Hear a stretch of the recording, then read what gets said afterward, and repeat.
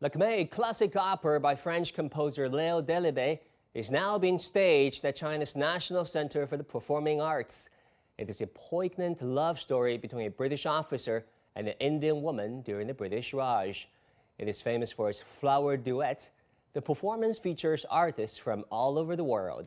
Ahead of the premiere, we were treated to a sneak preview and talked to the team.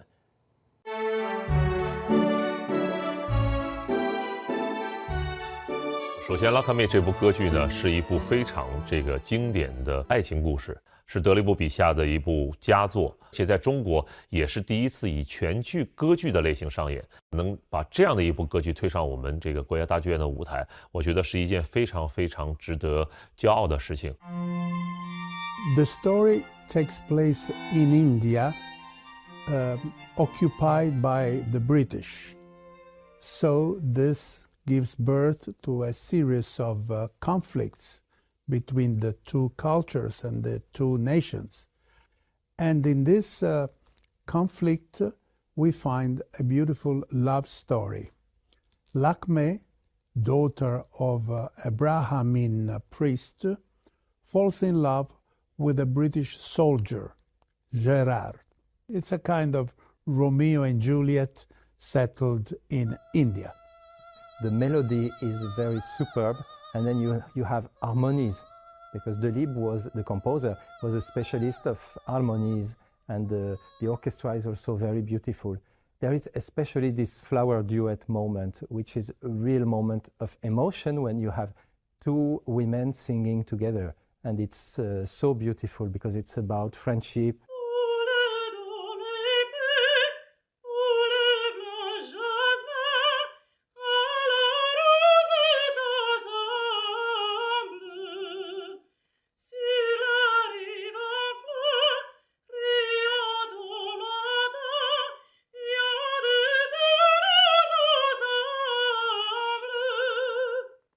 It's one of the most famous duets in the history of opera. So it's like we want to give the perfect or the best version to the audience. And to do that, we have to find the right colors, the right emotions, the right phrasing. We keep contact with each other and also with the conductor. So the role of the conductor is to bring the music alive, you know. It was written by the composer some time ago. So the composer studies the score, and then he works with all the people in an opera, from the singers to the musicians to the set, to make sure that the show will be a global performance. We keep each other the hands very often. We look at each other when we sing together, and also when Lakmé is singing alone, I look at her and with love and affection. This opera is about love and exoticism, so it's things that really go to the heart, and it expresses through the music. So it's my role to make this music very expressive, intense. So I try to inspire the musicians and inspire the singers to give really their best. Lakmé brings together many exotic elements to symbolize Indian culture, such as paintings, novels, and music, thus presenting Lakmé in the most favorable light. Examples of cultural fusion have been featured in prominent operas, like Madame Butterfly, which led to the craze for all things Japanese at the turn of the 20th century. Not to mention the Chinese folk song "Mo Li Hua in Turandot," a melody that epitomizes the bond between China and Italy back in the 1920s. Well, it was a period in which many works of art, many paintings, books, novels, and plays, and as well as musical pieces, were inspired by those exotic settlement. In particular, this opera is the result of a play written by Pierre Loti, who was a military traveling all over the world for his military duties, but who wrote many novels. He wrote a novel called The Wedding of Loti, which was settled in Tahiti On the contrary, Delibes moved the action from Tahiti to India. What is special is that it is the respect of the fashion of the time. Following this fashion, Delibes wrote this opera settled in India, and this exotic settlement with beautiful flowers, with beautiful perfumes, is the secret of the success of this opera, together with very beautiful melodic music. Especially there is a duo in the first act that everyone knows because has been used very often in the publicity of perfumes, and so everyone knows this beautiful flower duo. That's how it is called. At that time of music in the late 19th century in France, there was a very strong influence of Orientalism, you know, both in paintings with Delacroix, for instance, or in literature with Flaubert, and in music. So Delibes had this idea of bringing some elements like percussion or exotic melodies to this music. This has been done also a couple of years before with Carmen. It was not Hinduism, it was Spain that was also exoticism. So Carmen had a very strong influence on Delibes. But there was also at this time Wagner, you know, for the harmonies, for the chromaticism, the colors in the music. And Delibes, he went to Germany to listen to Wagner, and this was also a strong influence. So I think Delibes is like the link between the tradition of French opera with Bizet and Impressionism that will come later with Debussy, Ravel, and the paintings of Monet. So you can hear already in this music by Delibes what will become later this fascination for exoticism. By portraying blending elements from remote cultures and places, exoticism caters to the curiosity of the audience, yet most of the time it's a result of some imaginary intuition. In this creative art form, where's the line between authenticity and stereotypes? We don't know that much about the Chinese culture, so everything for us is quite new. The same is, I am not surprised that many singers, many artists who interpret Western operas, they have no idea who are the characters that they are interpreting, because how can one pretend that they know all the European history? So they sing about an English king or a French saint or an Italian poet, but of course they have not the basic cultural element to make that character become himself. This will take years, years and years.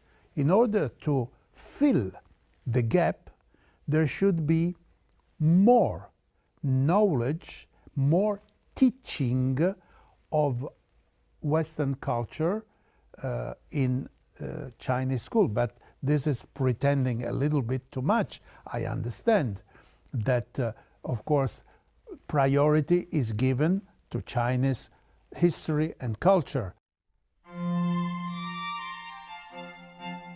The protagonist's love transcends cultural barriers, and this cross-cultural theme is also reflected in the production of the opera. It is a collaborative endeavor between the National Center for the Performing Arts and the Royal Muscat Opera House, along with other opera houses, bringing together the creative wisdom of artists from around the world. 从世界各地来的很多歌唱家，他们有罗马尼亚的，有意大利人，有奥地利人，所以说我们的工作语言呢有法语，有意大利语，有德语，有英语。说起这个比较有意思的事情，就是在排练当中，因为语言的这个变换，我们需要不停地切换频道。比如说，导演正在说这一部戏第一幕的时候，导演正在说尼拉坎塔和拉克妹在这个场上发生的变化，他俩之间的交流的时候，他用的是意大利语说，可是回过头来指挥在做音乐作业的时候说这一段唱段的时候用的是法语。我们和指挥交流的时候是用法语，但是突然间又转换过来用意大利语，所以有的时候可能会跳戏，就是比较出我们这个戏的这个当时的感觉。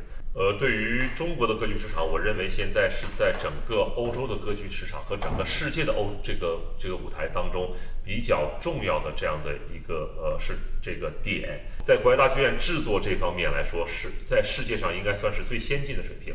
而且对于国家大剧院对于剧目的选材方面，也是跟欧洲比较接轨的。所以说，我认为欧洲的歌剧市场也好，中国的歌剧市场也好，还是世界的这个歌剧市场也好，我认为我们还是比较走在前面的。所以这个对于中国之后的10年、20年，我认为应该算是在世界上最大的歌剧市场的这个摇篮吧。别人一直认为古典歌剧是小众文化。但是我觉得，随着我们的这个生活水平日益的提高，随着我们的年轻的一代，他们对这个历史、对文化的这种学习，他们这种熏陶，包括现代的社会，因为是个网络时代，我们所接触到的这个世界的世界观、价值观、人观都不一样，我们会慢慢的都爱上这一门艺术。其实它不是一个小众的文化，它是一门艺术。就像外国人看中国的那个京剧，他会认为说，虽然我听不懂，但是我很喜欢去看，我很喜欢去感受。一样啊，那我们的中国的观众走进剧场，我们也是希望通过我们不懂的语言来感受这一门这个艺术。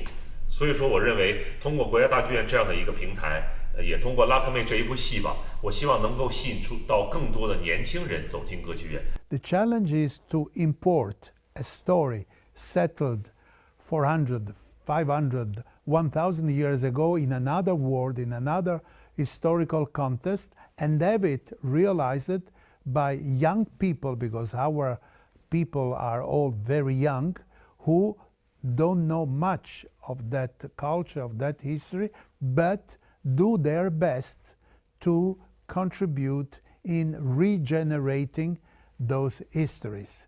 This is the very important challenge that we are realizing, and we are having a big success, so much that our production are increasing always more and more.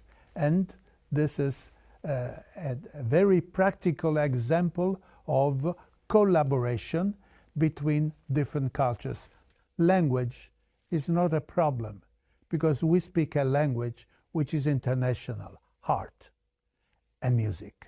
This is one of my main passions, of course, because I grew up in this tradition of French opera, and for 20 years now I am bringing this to the world, you know, and this is so interesting to bring together people that come from different traditions and explain them what is the French style, which is very, very special and particular. It's made of transparency, of clarity, of colors, of melodies, and you know, music is the universal language. So through the music, I think I can bring all the people from coming from all different countries to gather in this and make sure that we are in the right French style, which I think is really very touching to the heart.